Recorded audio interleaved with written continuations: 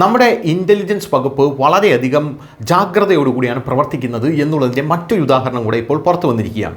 ഇപ്പോൾ ഇതാ നടന്നത് ചാവേർ സ്ഫോടനമല്ല ഡൽഹിയിൽ, മറിച്ച് ഈ ബോംബ് സ്ഫോടനവുമായി ബന്ധപ്പെട്ട് ഇയാൾ പാനിക്കായി ഇപ്പോൾ പൊട്ടിത്തെറിപ്പിച്ചതാണ് ഇയാളുടെ കയ്യിലുള്ള ആ സ്ഫോടക വസ്തു എന്ന റിപ്പോർട്ടുകൾ പുറത്തു വരുന്നു. ചാവേർ സ്ഫോടനത്തിൻ്റെ രീതി ഇതല്ല എന്നാണ് അധികൃതരടക്കം പറയുന്നത്. എന്തായിരുന്നാലും ഇത് അവർക്ക് ബോംബ് നിർമ്മിക്കാൻ പോലും കഴിയാത്ത രീതിയിലാണ് അന്വേഷണം മുന്നിലേക്ക് പോയത്.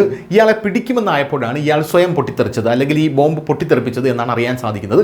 ചില റിപ്പോർട്ടുകളിൽ ഇത് അബദ്ധത്തിൽ പൊട്ടിയതാണ് എന്നും പറയുന്നുണ്ട്. എന്തായാലും ഇപ്പോൾ ഡൽഹിയിൽ മാത്രമല്ല 4 പ്രധാന നഗരങ്ങളിലും സ്ഫോടന പരമ്പര നടത്താൻ ഇവർക്ക് പദ്ധതി ഉണ്ടായിരുന്നു എന്നാണ് അന്വേഷണത്തിൽ വലിയ വെളിപ്പെടുത്തൽ പുറത്തു വന്നിരിക്കുന്നത്.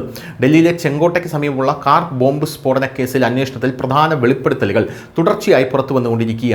അന്വേഷണ ഏജൻസികൾ സുപ്രധാന വിവരങ്ങൾ കണ്ടെത്തിയതായി റിപ്പോർട്ടുകൾ അവകാശപ്പെടുന്നു. ഡൽഹിയിൽ മാത്രമല്ല മറ്റ് 4 നഗരങ്ങളിലും ഭീകരത സൃഷ്ടിക്കുക എന്നതായിരുന്നു തീവ്രവാദികളുടെ പദ്ധതി. 4 നഗരങ്ങളിൽ പരമ്പര സ്ഫോടനങ്ങൾ നടത്താൻ 8 തീവ്രവാദികൾക്ക് പദ്ധതി ഉണ്ടായിരുന്നു. റിപ്പോർട്ടുകൾ പ്രകാരം ഈ 8 പ്രതികളും 4 വ്യത്യസ്ത നഗരങ്ങളിൽ ആക്രമണം നടത്താൻ പദ്ധതിയിട്ടിരുന്നു. ഇതിനായി 2 അംഗങ്ങൾ അടക്കുന്ന 4 ഗ്രൂപ്പുകൾ ഇവർ രൂപീകരിക്കുകയും ചെയ്തു. ഓരോ ഗ്രൂപ്പും നിരവധി ഇംപ്രവൈസ്ഡ് എക്സ്പ്ലോസീവ് ഉപകരണങ്ങൾ വഹിക്കേണ്ടതായിരുന്നു.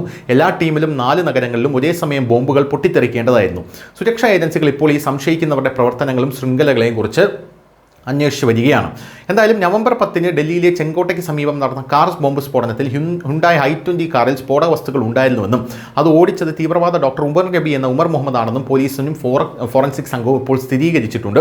കാറിൻ്റെ അവശിഷ്ടങ്ങളിൽ നിന്ന് കണ്ടെത്തിയ DNA അടിസ്ഥാനത്തിൽ ഭീകരൻ ഉമർ നബിയുടെ സാമ്പിളുകൾ അദ്ദേഹത്തിൻ്റെ കുടുംബവുമായി 100% പൊരുത്തപ്പെടുന്നതായും ഇപ്പോൾ സ്ഥിരീകരിച്ചിട്ടുണ്ട്. എന്തായാലും ഈ സ്ഫോടനം നടത്താൻ ഉദ്ദേശിക്കുന്ന സ്ഥലങ്ങളിൽ അയോധ്യ ക്ഷേത്രവും പത്മനാഭസ്വാമി ക്ഷേത്രവും വരെ ഉണ്ടായിരുന്നു എന്നുള്ളതാണ് മറ്റൊരു പ്രധാനപ്പെട്ട കാര്യം. അയോധ്യ ക്ഷേത്രത്തിൻ്റെ സുരക്ഷ ഇപ്പോൾ വർദ്ധിപ്പിച്ചിട്ടുണ്ട്.